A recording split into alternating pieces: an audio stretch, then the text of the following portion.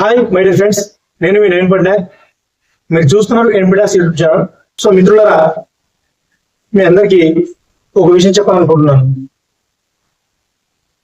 మనకి దెబ్బ మీద దెబ్బ పడుతూనే ఉంది, కానీ దీనికి అంతటికి కారణం ఎవరు అని చెప్పేసి చూస్తే కనుక ఈ మహానుభావుడు.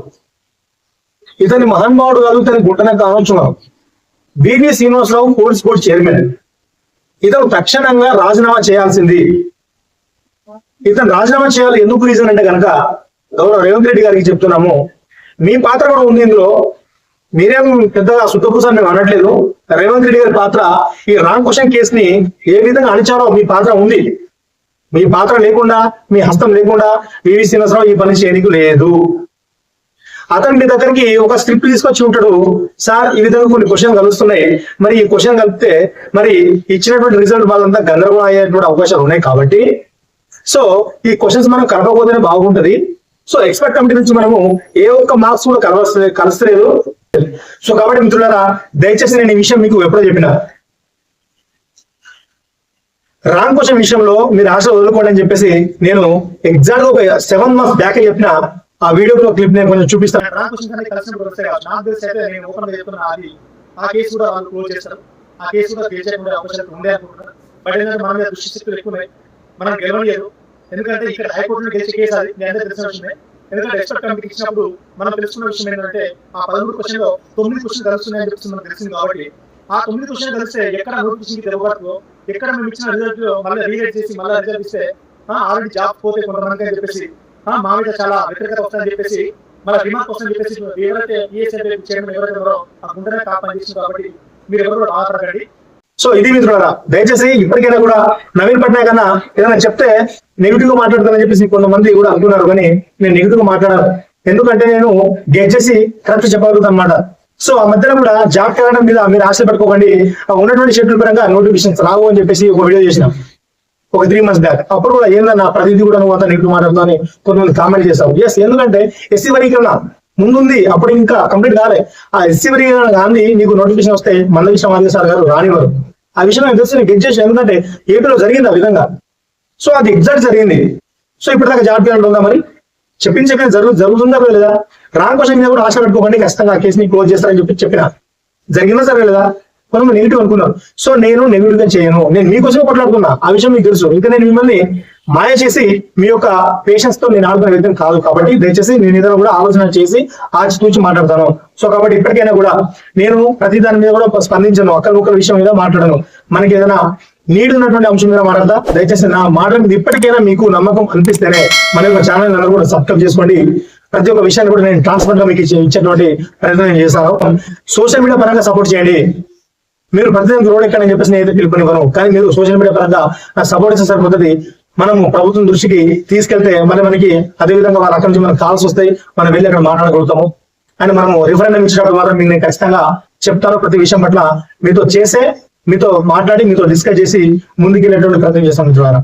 అన్ని క్వశ్చన్స్ కరెక్ట్ గానే ఉన్నాయి అని మనం రిపోర్ట్ తెచ్చుకుంటే సరిపోతుంది సార్, అంతా కూడా కుశలంగానే ఉంటాయని చెప్పేసి అతను చెప్పినట్టుంది. మీ ప్రభుత్వానికి చాలా నెగిటివిటీ వస్తుంది, చాలా గందరగోళం అవుతుందని చెప్పేసి ఏదో మాయమాట చెప్పినట్టుంది. అక్కడ మసిమూసి మాయలకాయ చేసినట్టుగా ఈ వివి శ్రీనివాసరావు రేవంత్ రెడ్డి గారి యొక్క బ్రెయిన్ మొత్తం వాష్ చేసినట్టుంది. ఓకే, నేను చూసుకుంటాను పోయా అని చెప్పినట్టుంది. ఇతను ఈ పని చేసింది కదా. సో సూటిగా అడుగుతున్నా, ఇతను రాజీనామా చేయాలి. ఎందుకంటే రీజన్, ఎక్స్పర్ట్ కమిటీ రిపోర్ట్ ఇచ్చిందని చెప్పేసి అంటున్నావు. ఎక్కడిచ్చింది మరి మాకు తెలీదు. అసలు వాళ్ళు ఎవరో కూడా తెలీదు.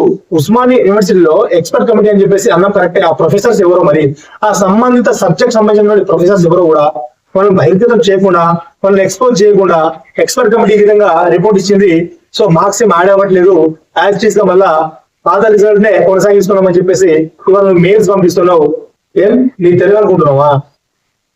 కానీ మిత్రులారా, నాకు చాలా ఆశ్చర్యం ఉంది ఒక విషయం పట్ల. ఏంటంటే ఒక ఆంధ్ర అధికారి వచ్చి మన తెలంగాణలో దాదాపుగా 2022 నుంచి ఇప్పుడు 2025 వరకు కూడా మొత్తం మన పోలీస్ అభ్యర్థులనే కాక యావత్ నిరుద్యోగులనే కాక మన రాష్ట్రంలో రన్ అవుతున్న ఈ యొక్క సిస్టమ్, ఈ యొక్క ఏదైతే పొలిటికల్ ఎజెండా ఉందో, ఈ ప్రభుత్వం ఏదైతే సిస్టమ్ మీద రన్ అవుతుందో, ఈ సిస్టమ్ ని మొత్తం కూడా చక్రనిపుతున్న చూసినా అతనికి హ్యాట్స్ ఆఫ్ చెప్పాలి. కొంచెం మనం సిగ్గు కూడా పడాలి. మన అధికార పాలకులు వీళ్ళంతా కూడా సిగ్గుపడాల్సినటువంటి అవసరం ఉంది ఈ రోజున. ఎందుకంటే డే ఫస్ట్ నుంచి చెప్పుకుంటూ వస్తున్నాము, ఇతను చాలా డేంజర్ కాడు. బీఆర్ఎస్ పార్టీ ఉన్నప్పుడే కేటీఆర్ గారిని కలిసినప్పుడు కూడా ఈ వివి శ్రీనివాసరావుకి కాల్ చేపిస్తే 2 times కేటీఆర్ గారి కాల్ కట్ చేసాడు. 2 times కాల్ చేపించినాము. ఇట్లా ఎదురుగానే నిలబడి కేటీఆర్ గారు కాల్ చేస్తే ఎవరు మీ సంబంధిత అధికారి అంటే చెప్పగానే ఫోన్ చేస్తే 2 times కాల్ చేసాడు. అంటే ఇతనికి అధికారుల పట్ల ఉన్నటువంటి నిర్లక్ష్యత మీరు చూడండి. ఎవరు లెక్క చేయడం ఎందుకు మరి నాకు అర్థం కాదు. అంత పవర్స్ ఏందో అసలు ఇది మన కాన్స్టిట్యూషన్ బాడీ. నాకైతే పెద్ద ఇది ఒక షాక్, ఒక $1 million క్వశ్చన్ నాకు. ఇతనికి అంత అధికారం ఎక్కడిది అంటే అధికార నాయకులు అంటే డైరెక్ట్ వచ్చేసి సీఎం సార్ చెప్పిన కూడా వినడా? నాకు తెలిసి ఇతని కంటే ఎక్కువ వాళ్ళకి నాలెడ్జ్ లేదు కాబట్టి అసలు ఉన్నటువంటి బ్యాక్ క్లాస్ అయినా ఫిల్ చేయాలని చెప్పేసి మనం చెప్పినా కూడా ఆ బ్యాక్ క్లాస్ కూడా ఫిల్ చేస్తే ఈ విధంగా జరుగుతుందని చెప్పేసి ఏదేదో ఆయన రాంగ్ డైరెక్షన్ చెప్తే కూడా నిజమే కాదని చెప్పేసి ఈయన మాటలు విని ఏ విధంగా మన నాయకులు మనల్ని ఈ విధంగా మన యొక్క భవిష్యత్తుని తుంగదొక్కుతున్నారో నిజంగా చాలా సిగ్గుపడుతున్నాం. ఈ రోజున తెలంగాణ రాష్ట్రంలో ఒక నిరుద్యోగి ఉన్నందుకు. కానీ రేవంత్ రెడ్డి గారు మీరు చాలా అంటే చాలా అన్యాయం చేశారు. ఎస్, జీవో నంబర్ 46 కేసీఆర్ గారు తేవచ్చు కాక, బట్ వాళ్ళు తెచ్చిన తర్వాత కూడా ఏదో లాస్ట్ సమయంలో న్యాయం చేస్తామని చెప్పేసి అనుకున్న సమయంలోనే ఎలక్షన్స్ వచ్చేసినాయి.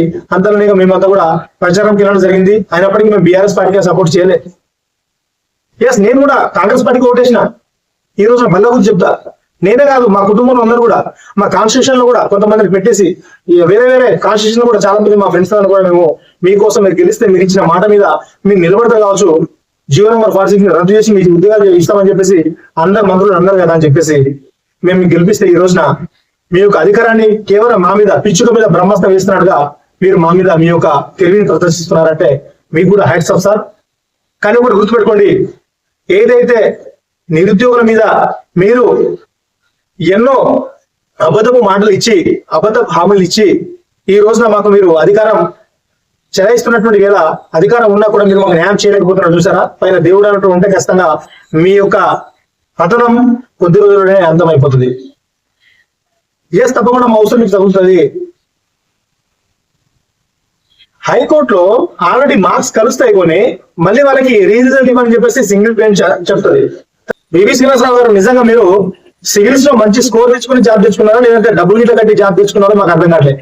ఎందుకంటే మీ అధిక తెలివి ఎవరు పసిగడతలేరు అనుకుంటున్నారో మరి అసలు మీరు ఏమనుకున్నారు, ఏ విధంగా మీ యొక్క అధిక తెలివిని ప్రదర్శిస్తున్నారో మేమంతా కూడా అబ్జర్వ్ చేస్తున్నాము.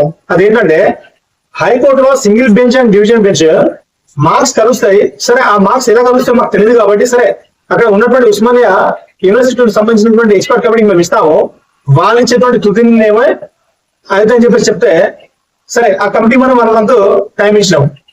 కానీ మీరేం చేశారు, కమిటీ ఆల్రెడీ రిపోర్ట్ తయారు చేస్తుంది, అందులో కొన్ని మార్క్స్ కలుస్తున్నాయి అని చెప్పేసి మీకు అప్పుడే తాజా ఇన్ఫర్మేషన్ మీకు వచ్చింది, మాకు కూడా వచ్చేస్తుంది. అయితే మీరు ఏం చేశారు, అబ్బా ఇక్కడ కొన్ని మార్క్స్ కలపాల్సి వస్తుంది, మళ్ళీ అంత గందరగోళం అయితే అని చెప్పేసి మీరు ఏం చేశారంటే ఈ కేసుని ఒడగొట్టాలని చెప్పేసి సుప్రీంకోర్టులో ఎస్ఎల్పి వేశారు. ఎందుకనంటే ఇప్పుడు మీరు ఏదైతే ఈ క్వశ్చన్స్ అన్ని కూడా కరెక్టే ఉన్నాయి, ఇవి కూడా ఒక మార్క్స్ లో కలవట్లేదు, సో కాబట్టి ఏం ప్రాబ్లం లేదని చెప్పేసి ఇప్పుడు అంటున్నారు కదా. మరి ఈ క్వశ్చన్స్ కలవట్లేదు అని చెప్పేసి మీకు అప్పుడు తెలిసి ఉంటది కదా.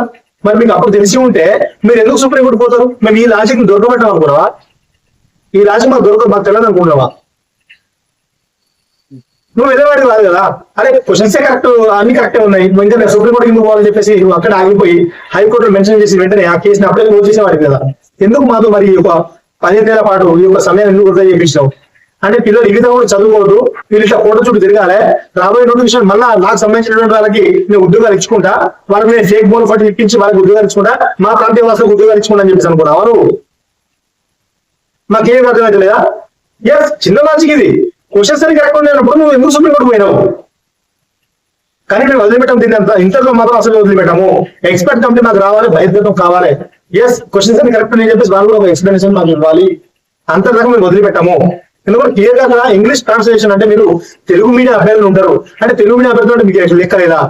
కొందరికి ఇంగ్లీష్ రాదప్పా, ఎగ్జామ్ నేనే ఉన్నా, నాకు రాదు ఇంగ్లీష్, మొత్తంగా ఇంగ్లీష్ రాదు, కాబట్టి తెలుగు మీడియం పెట్టమని చెప్పేసి అన్నాను నేను. మరి మీరు తెలుగులో క్వశ్చన్ చేయరు కదా, నువ్వు తెలుగులో క్వశ్చన్ చేయడం నేను ఎట్లా ఆన్సర్ చేయను కదా. So that is your mistake. So కాబట్టి ఆ క్వశ్చన్ నువ్వు ఆన్సర్ చేయాల్సిందే, ఆన్సర్ నువ్వు కలపాల్సిందే. దీన్ని ఎవరు తప్పని ఎక్స్పర్ట్ కమిటీ ఎవరు నాకు అసలు కావాలి, ఆ ఎక్స్పర్ట్ కమిటీ మా ముందుకు రావాలి, మా కళ్ళ ముందుకు రావాలి. మీరు ఏం చేశారు వాళ్ళకి, మీరు ఏం మొబైల్ పెట్టిందో? సరే మీరు వాళ్ళకి లంచం ఇచ్చారు, ఏం చేశారు మేము అనట్లేదు. మరి మాకు ఆరోపణలు వస్తున్నాయి, మాకు డౌట్ కలుగుతుంది. మరి మా డౌట్ మీరు క్లారిఫై చేయాల్సిందే. మీరు కొనసారేమో ఇది రావడం కోసం కాదు, యావత్ ఉన్నటువంటి తెలంగాణ రాష్ట్రంలో ఉన్నటువంటి పోలీస్ అభ్యర్థుల యొక్క అందరి యొక్క ఆరోపణ, అందరి యొక్క డౌట్ ఇదే. ఎస్, వాళ్ళకి లంచం ఇచ్చి కొనసారని చెప్పేసి అందరూ కూడా అనుకుంటున్నారు. ఎందుకంటే క్వశ్చన్స్ కలుస్తాయని చెప్పేసి మాకు ఒక్కొక్కటి తెలిసింది. మరి ఇక్కడ కరోనాప్పుడు నువ్వు ఎందుకు సుప్రీం పోయినావు? మరి ఎందుకు మా యొక్క సమయాన్ని వృధా చేసినావు? ఏ 100% మాకు డౌట్ ఉంది. సో కాబట్టి దానికి మీరు స్పష్టత ఇవ్వాల్సిన అవసరం ఉంది. ఇప్పుడు హైకోర్టు ఎట్లాగో హాలిడేస్ ఉన్నాయి కదా అని చెప్పేసి కేఎస్ఆర్పిఆర్బి వెబ్సైట్ ఓపెన్ చేసేసి అన్ని కరెక్ట్ గా ఉన్నాయి అని చెప్పేసి మెయిల్స్ పంపిస్తే ఎవరు ఒప్పుకుంటారు అనుకుంటున్నావు? నెవర్. ఇప్పుడు ఏంటంటే మొత్తం ఇప్పుడు జియో నంబర్ 46 కేసు ఒకటి ఉంది సుప్రీంకోర్టులో, దాన్ని కూడా క్లోజ్ చేసేసి ఇప్పుడు ఈ కేసు కూడా క్లియర్ అయిపోయింది అని చెప్పేసి ఇంకా ఇప్పుడు రాబోయే అప్కమింగ్ నోటిఫికేషన్ కూడా మళ్ళీ నేనే బాస్ గా ఉంటా, నేనే అందులో మొత్తం కస్టడీ ఆఫ్ ద స్టేట్ లో నేనే బోర్డు చైర్మన్ ఉంటా, మొత్తం నేను చెప్పింది జరుగుతుంది. ఈ రేవంత్ రెడ్డి నాకు లెక్కన, శివరాము నాకు లెక్కన, నేను చెప్తా వాళ్ళు వింటారని చెప్పేసి నువ్వు ఏదో విరమిస్తున్నావు. కానీ ఈసారి ఖచ్చితంగా నువ్వు బోర్డు చైర్మన్ గా నువ్వు కొనసాగాల్సినటువంటి అవసరం అసలు లేదు. నిన్ను మాత్రం మేము కొనసాగించము. మీకోసం బరాబర్ మేము ఆమరణ నిర్దేశం కూడా మేము సిద్ధమే. నువ్వు అసలే ఉండకూడదు. నువ్వు ఉంటే కనుక మేము ఎవరు కూడా అప్లికేషన్ పెట్టుకోము. ఎస్, పిలుపునిస్తాం. ఎవరు కూడా అసలు ఒక్కరు కూడా ఈ ఒక ఉద్యోగానికి అప్లికేషన్ పెట్టుకోకండి. పెట్టుకున్నా కూడా మన ఏదో ఒక దొంగ జీవో తీసుకొస్తాడు, ఏదో ఒక లొసుగులు పెడతాడు, మనకు వచ్చేటువంటి ఉద్యోగం రానియడని చెప్పేసి మేము ఎవరు కూడా అప్లికేషన్ పెట్టుకోము. మీ సంగతి చూస్తాం మీకు ఇప్పటి నుంచి. సో నేను ఎప్పుడో చెప్పినా కాబట్టి కొంతమంది మిత్రులు కామెంట్ చేశారు, అన్న కరెక్ట్ మీరు చెప్పినట్టు జరిగింది. రాంగ్ క్వశ్చన్ కేసు మీద మీరు అసలు ఆశలు వదులుకోండి. ఈ వివి శ్రీనివాసరావు ఉండడానికి ఏదో ఒకటి చేస్తాడు, దానికి గెలవండి అని చెప్పేసి మీరు ఎప్పుడో అన్నారన్నా. అప్పటి నుంచి నేను ఆశలన్నీ వదులుకొని నేను చదువుకుంటున్నానని చెప్పేసి ఒక మిత్రుడు మంచి కామెంట్ రాశాడు. చాలా హ్యాపీ అనిపించింది. నేను నోటిఫికేషన్ సిద్ధంగా ఉన్నానని చెప్పేసి అన్నాడు. సో అట్లా కొంతమంది మిత్రులు చదువుకుంటున్నామో అనుకుంటున్నా. సో కాబట్టి నేను ఏమంటున్నానంటే ప్రభుత్వం మీద మనం ఛాలెంజ్ చేసిన కేసులు ఒకటి కూడా గెలవనిస్తలేరు. అదంతా కూడా వాంటెడ్ జరుగుతున్నాయి.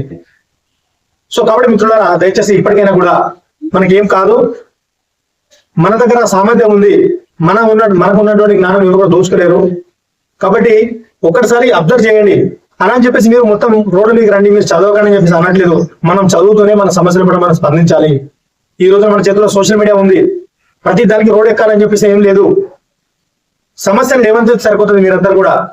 సో ప్రిపేర్ అవుతాం మనము, ఓవైపు ప్రిపేర్ అవుతూ ఓవైపు మనకు ఏ విధంగా అన్యాయం చేశారని చెప్పేసి ఏదైనా సమస్యలు వాళ్ళు కనుక మెన్షన్ చేస్తే దాన్ని మనం వెంటనే వెలికి తీసి సో క్వశ్చన్ ని రేజ్ చేసేటువంటి తత్వం మీ అందరిలో ఉండాలి. సో కాబట్టి మిత్రులారా